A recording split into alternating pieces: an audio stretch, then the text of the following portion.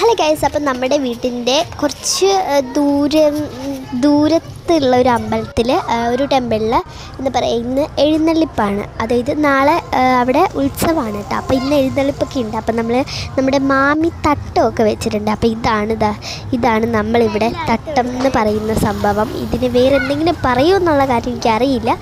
അറിയാമെങ്കിൽ ഒന്ന് കമൻറ്റ് ചെയ്യാം. നോക്കിയ ഗൈസ്, ഇവിടെ ഫുള്ള് തട്ടവും എല്ലാം വെച്ചിട്ടുണ്ട്.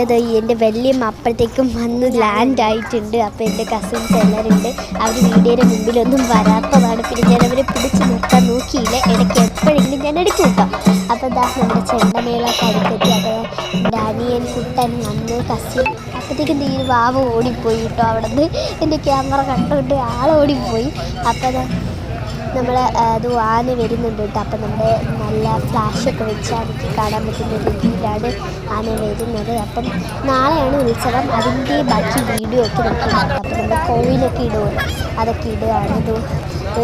എൻ്റെ അനിയൻകുട്ടി ഓടിപ്പോയി. അപ്പോൾ നമ്മുടെ അടുത്ത് ആന വന്നു. അപ്പോൾ എൻ്റെ കസിൻസ് ചേട്ടന്മാരൊക്കെ നിൽക്കുന്നതാണ്.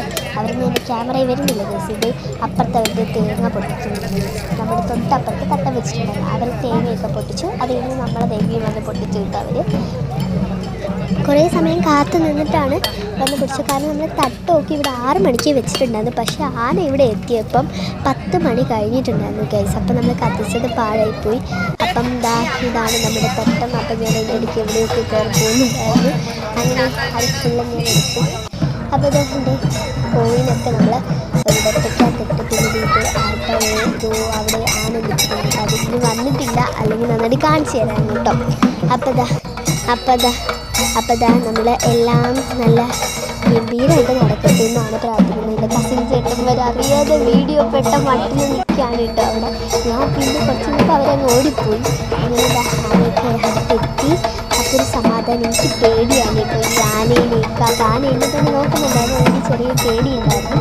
പിന്നെ ഞാൻ സൈഡിലോട്ടൊക്കെ മാറി നിന്ന് എടുത്ത് വീഡിയോ എടുക്കുന്നുണ്ട് എന്നെ പറഞ്ഞ് നോക്കിക്കൊണ്ടിരിക്കുന്ന കേസ് ഞാൻ നന്നായിട്ട് പേടിച്ചു. അപ്പോൾ ഇതാണ് നമ്മുടെ ദേവി. അങ്ങനെ ദേവി എത്തി. പിന്നെ നമുക്ക് ഹാരമൊക്കെ കിട്ടിയിട്ടോ. അവർ ഹാരം അമ്മയുടെ ദേഹത്തു നിന്ന് നമുക്ക് തരുന്ന ഹാരമുണ്ട്. അപ്പോൾ അത് നമുക്ക് ഒരു ചേട്ടൻ നമുക്ക് വാങ്ങിച്ച് തന്നു. പിന്നെ ഞങ്ങൾ ഹാരം നിന്നിട്ട് പ്രാർത്ഥിക്കുകയാണ് കേട്ടോ. മനസ്സറിഞ്ഞ് പ്രാർത്ഥിക്കുകയായിരുന്നു.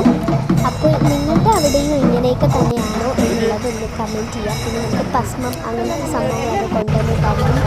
പിന്നെ ഈ ഒരു മെഹന്തി ഇപ്പോൾ കൊള്ളാൻ. പിന്നെ ഞാൻ കടയിൽ വന്നു കേട്ടോ, നമ്മുടെ ഈ കൊതുകിനെയൊക്കെ ഇതാക്കാൻ വേണ്ടി. അപ്പോൾ എന്തായാലും ഇത്രയൊക്കെയുള്ളൂ. Love you. ബൈ.